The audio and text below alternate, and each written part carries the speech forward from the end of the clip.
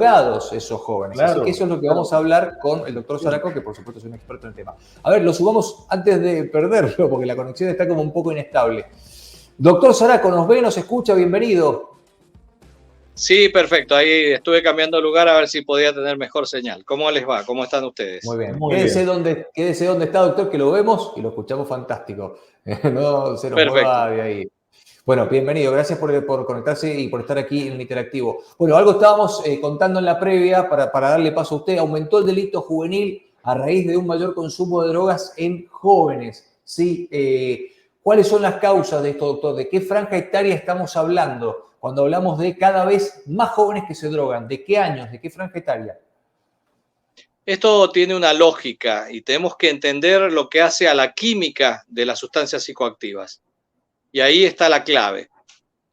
Las sustancias psicoactivas, es decir, aquellas drogas o químicos que actúan sobre el sistema nervioso central, actúan sobre áreas cerebrales que específicamente están en el cerebro prefrontal. Esta área cerebral, que es la que nos diferencia por su desarrollo con el resto del reino animal, es donde está el control de estímulos, la impulsividad, el pensamiento abstracto, lo que hace a las capacidades cognitivas superiores, las humaniza. Exponer al cerebro a estas condiciones es un riesgo importante que tenemos para tener la posibilidad de alterar nuestra conducta y que cuanto más temprano es el consumo de sustancias, este daño es más marcado.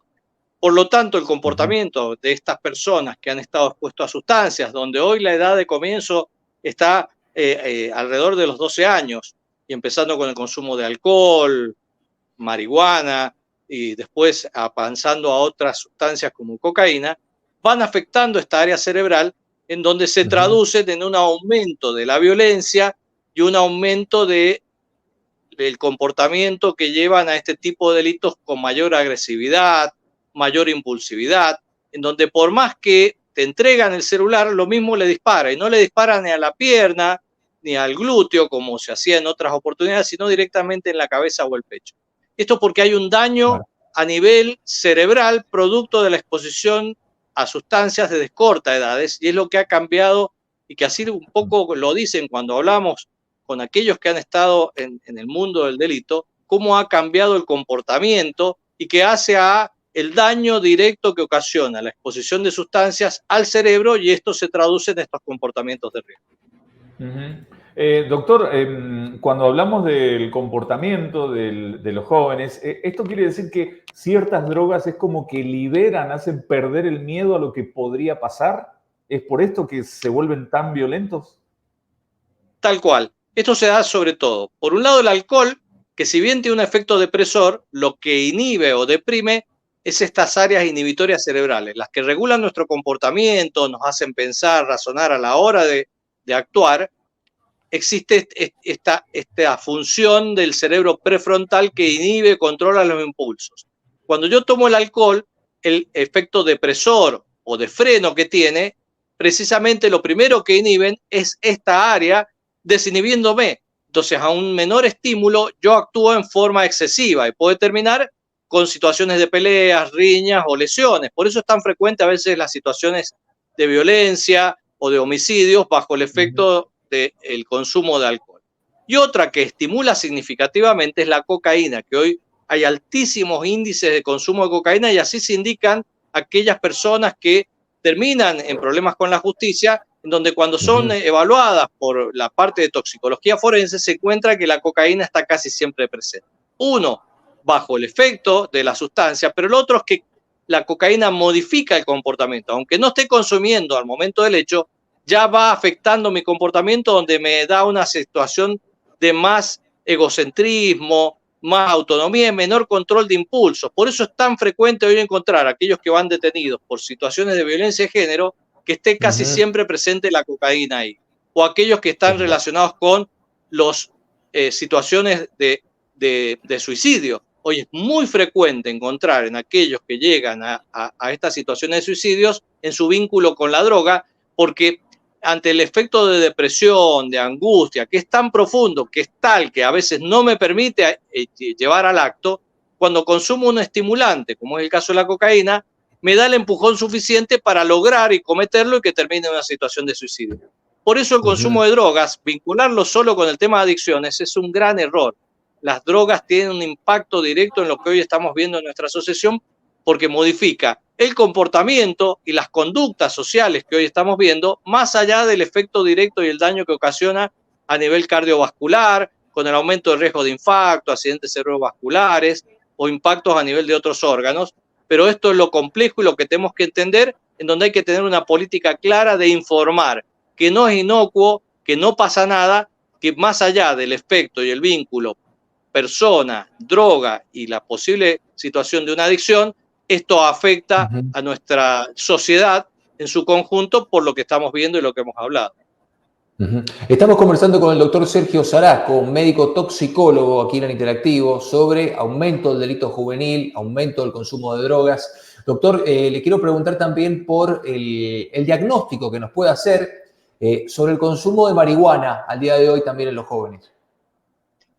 Con respecto a la marihuana, si bien no tiene este efecto relacionado con la violencia, porque es una sustancia también psicotrópica o psicoactiva que actúa sobre el cerebro, actúa en otras áreas que tienen que ver con lo cognitivo intelectual, es decir, con la capacidad de pensar, razonar, asociar ideas, llegar a conclusiones, la motivación para hacer una labor, lo que hace a la motricidad de reflejos. Es decir, que la exposición a marihuana es altamente nocivo para todo lo que tiene que ver las áreas académicas y laborales. El daño que está ocasionando hoy el consumo de marihuana es terrible porque está afectando a las generaciones futuras en su capacidad productiva, en su capacidad de discernimiento y desarrollo en las áreas educativas, en las áreas laborales, que hace al funcionamiento social. Tenemos que alertar y entender que no es menos peligrosa que el tabaco, es distinta. Sí es de alto riesgo cuando se fuma porque el humo es cancerígeno, produce bronquitis y enfermedades pulmonares que hoy está demostrado ampliamente, igual que el tabaco. Pero a lo que se suma que, a diferencia de la nicotina, esta sustancia produce cuadros disociativos en el comportamiento, en la elaboración de ideas, en la capacidad de pensar, de memoria, de conducirnos, y que esto es lo peligroso y que va generando este riesgo. Que cuando se consume en edades tempranas, como los jóvenes, adolescentes, aumenta significativamente, más de un 39%, el riesgo de terminar con alguna enfermedad psiquiátrica de distinto tipo de psicosis, que son tan frecuentes de ver hoy en aquellos que han consumido desde edad temprana el cannabis. Doctor Sergio Saraco, última pregunta, y esto no tiene que ver con la persona, sino con la sociedad, con todos nosotros. ¿Es posible normalizar esta situación o estamos en un tobogán en el que no sabemos cuándo nos vamos a detener? No se tiene que normalizar para nada. No es normal que las personas consuman sustancias neurotóxicas, es decir, que tienen toxicidad sobre el sistema nervioso central a edades tan tempranas. Por eso en todas las bebidas alcohólicas dice prohibida la venta, prohibido el consumo a menores de 18 años. No porque no son adultos, sino porque su cerebro es vulnerable a la acción de estas sustancias neurotóxicas. Y esto no lo tenemos que naturalizar para nada, porque esto está afectando y lo estamos viendo en los resultados que se observan en las pruebas, aprender, las pruebas PISA o los resultados que vemos en las áreas académicas que cada vez son más desastrosos. Acá hay una relación directa en la exposición de tempranas edades de alcohol, marihuana, sobre todo en esas edades, que dañan la capacidad de pensar, de ser, de resolver.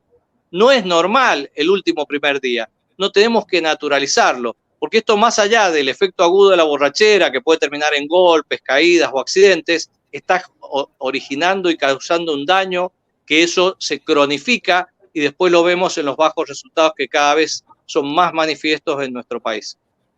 Y ni hablar cuando agarran un volante y arriba de un coche pueden provocar accidentes fatales. Sin duda. Doctor, sea alcohol o marihuana. O sea, el tema no es todo el alcohol.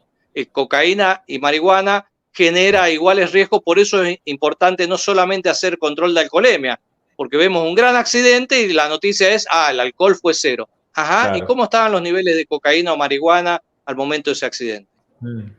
Perdón, doctor, ya que lo nombraba rápidamente, ¿la marihuana al volante qué efectos genera? ¿Que la persona pierda también reflejos o que alucine cosas que no son las que están?